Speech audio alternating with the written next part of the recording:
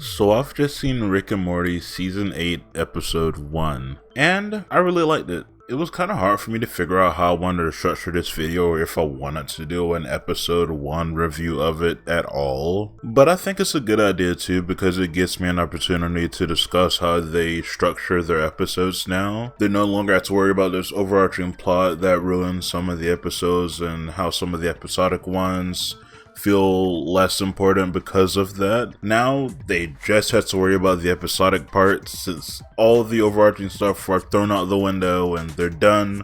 Finally, we can just focus on good funnies, and I think this episode was a good funny. I didn't physically laugh, but I think this episode was a good funny. And I think it's mostly because the writers know who these characters are now, so it's not that difficult to write for these characters. Morty particularly, he gets over emotionally and over into everything he's in, so i.e. when this episode started and they were in the Matrix and he was basically a war veteran. Obviously when he goes back to the real world he's gonna have PTSD, he's gonna be overly emotional for all these stuff that happened towards him. That's definitely in Morty's character to happen. And when we talk about Summer, well, when we talk about Summer, she doesn't really have a character. So in order to make her a character, they had to change almost everything about her. Her whole character is that she's a teenage girl, period. That's it. So they had to create stuff for her to be, and in this episode she was the middle-aged CEO woman who don't need no man, who was in charge of everything, who likes to do things and get things done. That is her. She's a lot more Rick than Morty is, in my opinion. And I guess this isn't the first time they kind of teased that, to be fair, because they've had Rick and Summer episodes where they're more connected, I feel like, than Rick and Morty episodes. And also I know a lot of the fans also kind of see a lot of similarities between Summer and Beth. So there's just a lot of traits that Summer has to most of her family, unlike Morty, who I guess in hindsight will be more similar to Jerry, I guess. But at least he's a little bit more competent. This episode really focused on those two aspects being their characters, so when they got out of the Matrix really early in the episode, they didn't want their minds wiped because Morty wanted to remember all his fallen comrades and Summer wanted to remember all of the growth she had in that stuff because she graduated college, became the CEO of this charger company or tech company or whatever, and they just really didn't want to forget, really going against the urges from Rick and Beth, who kind of lean more towards, hey, maybe don't do this, maybe? But then they both kind of go on adventures with one of the kids. Rick goes on his adventure with Morty, they end up creating this Death Racer car, and Beth goes on her adventure with Summer, trying to connect with her as a middle-aged woman now, trying to become friends instead of looking at each other as mother and daughter, her trying to get her to buy more of these kind of business casual outfits, changing the way she jokes about things and things like that. Beth wasn't vibing with Summer at all. They were on a surface level for a little bit, but they weren't vibing with each other at all. Rick and Morty, on the other hand, they were vibing. They were building that Death Racer car, like I said, but eventually Morty decided to, hey, I'm gonna throw Rick in this Matrix. We finally start building this car. I'm gonna take this car and I'm just gonna go run into a nuclear plant. Just because. And this is where I feel like the episode slightly loses me because I feel like this is a little bit of an anticlimactic ending if you ask me, but I guess it's fine for Rick and Morty because they're known for anticlimactic endings. So around the same time this is happening with Morty, Summer ran away from Beth, but they end up finding each other in Santa Fe in this spa place for middle-aged people, and they just reconnected. They say, hey, we don't have to be friends, we're mother-daughter. Let's stay that, and they hugged. That's fine, I guess. And on the Morty thing, Summer came there and said, hey, I'm sorry, but I'm actually the one that orchestrated everything that happened in that world, so the death of your friends are technically on me, but we're fine. We're gonna be fine. We're still gonna remember them. Let's go home.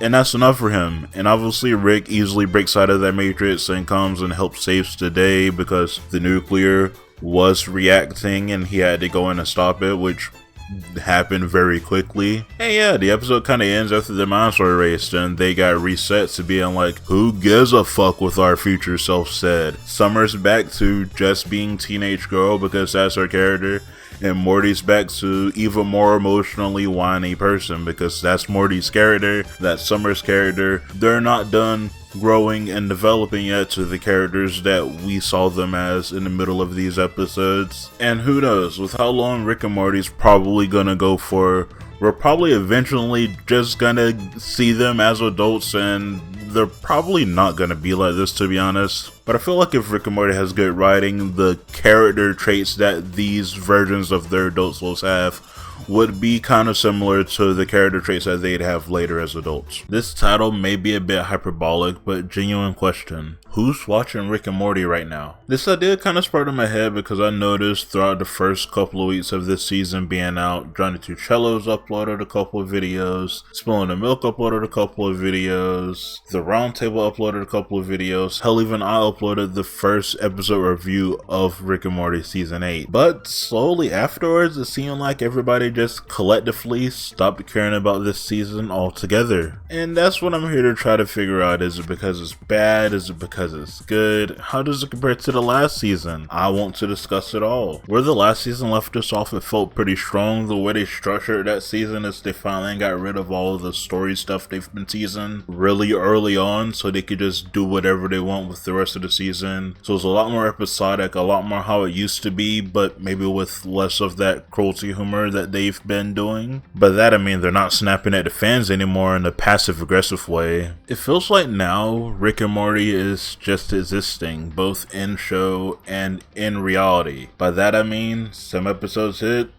some are okay. What else can you say? It's basically how the last season left us off. I really enjoyed that Feral episode because it's one of those concepts that just really works in a comedy sci-fi cartoon, and they do things like that really well, which is why I feel like they started off this season with something in a very similar concept that was also very well received by a lot of people, me included. But no one is talking about the rest of the episodes. Rick and Morty's time in the limelight is over, which honestly is probably for the better. People aren't banging on McDonald's door for Szechuan sauce anymore. They've all just moved on. This phenomenon happens to most popular things that go on forever, The Simpsons being one of the main victims that come to mind. People still watch, but there's barely any discourse over the episodes. For the longest time, it was just The Simpsons fell off, they're not where they used to be until recently. I feel like Rick and Morty was in that phase when it came to the previous seasons. The discourse was just, it's too meta, or they keep dissing their fans for wanting them to finish stories that they started. Now it's simply here,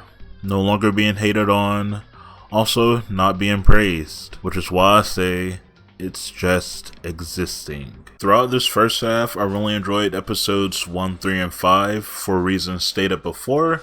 I just feel like their concept that just really work in this medium. Episode 3 was a look at what the last remnants of the Citadel was up to, which was this oddly wholesome story about this Rick living on a farm next to a town full of clone Mortys. Until one day these clone Ricks came to capture the Mortys and saw them all shooting Farmer Rick in the process. This left Farmer Rick and Arcade Morty, I think his name was, being this weird ragtag team trying to get them back, and I don't know, it was played really straight and just really well. I think it really worked. One of the Ricks in this episode was literally just Doug Dimmadome, owner of the Dimsdale Dimmadome. Episode 5 likewise was a sci-fi adventure where Rick and Morty wanted some space coal for some reason. So to do that, they were gonna rock this planet where the people were cryogenically frozen, but somehow Morty messed that up and now they had to pretend that they were in the tubes with them. Rick taking the place of this rich spoiled kid and Morty taking the place of some old coal worker. It doesn't sound that exciting typing it out or reading it, but it ended up in this weird, wacky race type of chase, which made me chuckle, so I enjoyed it. Episodes 2 and 4 were fine and not as fine, respectively.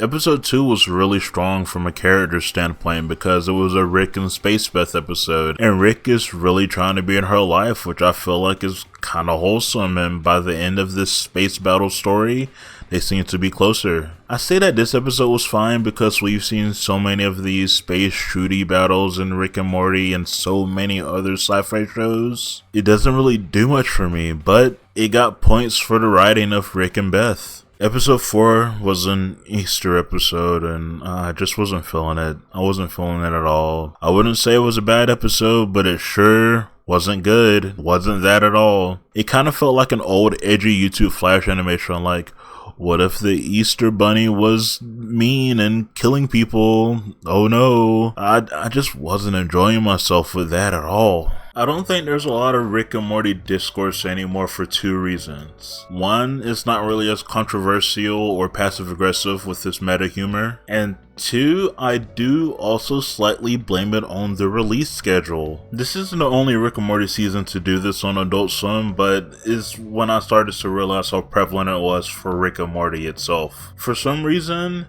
they air first on Adult Swim and don't come to streaming services until months later. For instance, the season started I think at the end of May and is ending at the end of July, and it won't come on streaming services until September of this year, if it does. 2 whole months after it already ended.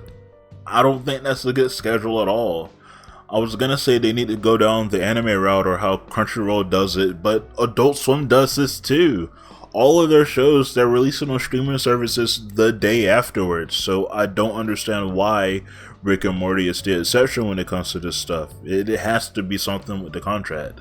They had to be trying to chase those views that they used to get back in the day when it comes to Rick and Morty. Maybe Rick and Morty still brings those views in for cable. I don't know, because I don't have cable, and I think the majority of people who would watch Rick and Morty don't have cable. This video is going to feel very different from the previous one. Well, the previous one kind of focused on Rick and Morty and the discussion not being here as much as it used to be. This one's going to mainly focus on just how I feel about the season as a whole. Spoilers? It's lighthearted fun. But speaking of discussions surrounding Rick and Morty, if you didn't know, I recently stumbled upon Work in Progress, which is an up-and-coming creator who has just been talking about Rick and Morty recently. That's really brought his channel up to the forefront. So shout out him. I want to watch all of his Rick and Morty videos after this eventually. And also, by the way, if you have any favorite episodes of Rick and Morty or basically any other show, let me know. I want to do some more episode reviews on things. And I'd love to start a series looking at the best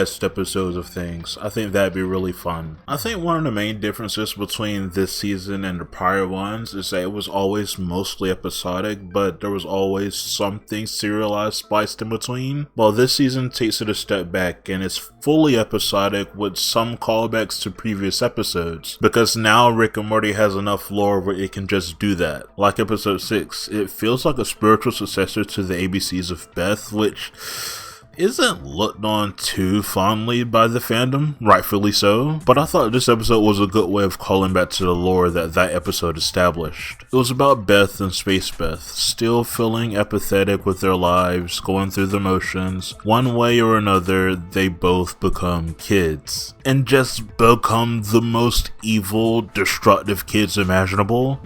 Man, poor old Gene. He didn't deserve that. There was also a B plot, but it kind of just felt like busy work to get Rick away so this can happen and he can bond with his daughters later on, which he did by calling both of them his daughters because they are basically their own beings now. I like character stories like this, so I liked what this episode offered me. Episode 7 felt like an homage to the interdimensional cable stuff, but with a twist this time being Morty and Rick are just in the movie now. Weird that James Gunn was very in this episode though, because at this point the only thing he had out while underwater is his Creature Commandos. What's really funny seeing Zack Snyder though. Episode 8 was a Jerry-centric episode where this other Jerry comes and takes him on this odd dimension riff-hopping journey. I didn't think I'd like a Jerry episode outside of the Jericky thing that happened in the previous season. I hope I got that name right. But I thought this as well was a really fun and lighthearted episode. Before this, and I guess Space Beth, they've shown mostly Jerry, Summers, and Beth's to mostly be the same in different dimensions. But if there's like an evil Morty and a dumb Rick and a Rick Prime, it makes sense that there be different versions of Jerry out there. And they're all here having a whole place of their own, like some sort of weird citadel of Jerry's type of situation going on. I don't normally talk about music much anymore, but this Jerry episode had Send Me On My Way played twice, which is weird because I mostly associate it with Ice Age, but apparently it's been in a lot of pop culture stuff, and including Big Mouth. That wasn't the only song played in these bunch of episodes that I watched. watched. The episode when they were stuck in the movie played a parody of 1 Week, and I haven't heard that song in forever, let alone a parody of it. And the parody was actually good. Like, I enjoyed it. I mostly associate that song with the Digimon movie, so it's just weird to hear it in here. Although they did play Mask Off in the episode, Rick had a bender with those dragons, so I guess it's not that weird? Anyways, the point of this video was to talk about the finale of this season and how insane it was overall. It follows how I said these seasons are structured to a T, but the callback in this was to Memory Rick from the Bird Person episode last season and Diane. Yes, we get yet another Diane episode, which makes this the 4th or 5th time we've seen her face, but like the 2nd episode she's a part of. I really feel like one day they're just gonna say fuck it and bring her back, but this time instead of a fear conjured up version of her, it's a memory of her, his last memory of her, the only one that didn't go away when Rick Prime erased her from existence. Similar to the Fear episode, we're focusing on Rick and his wantingness to move on, but the inability to until the plot demands it. In the Fear episode, it was because Morty was going to die, and here it was because Beth was going through it. Memory Rick implanted himself in Beth's mind and basically trained her from her memories to go save the last memory of her mom, so he can have it. But by doing so, he was screwing with Beth's mental stability. She couldn't decipher right from wrong. She killed Space Beth temporarily and almost drove off a cliff. Rick had to tell her, again after the previous Beth episode, that he's there for her and he always will be. And they hugged, and Rick somberly takes the essence of Memory Rick and Diane and shoot them off in this mini world floating across space for eternity, for them to be with each other forever and ever. The one thing he cannot have, he willingly gave to another Rick. They do tragic and beautiful really well in the show sometimes. But I'm not gonna say they should constantly do it because I don't want any weird meta rants from Rick towards me. But with that being said, what are your opinions of this season of Rick and Morty? Let me know in the comments down below and I'll get back to you guys as soon as I can. Okay, goodbye.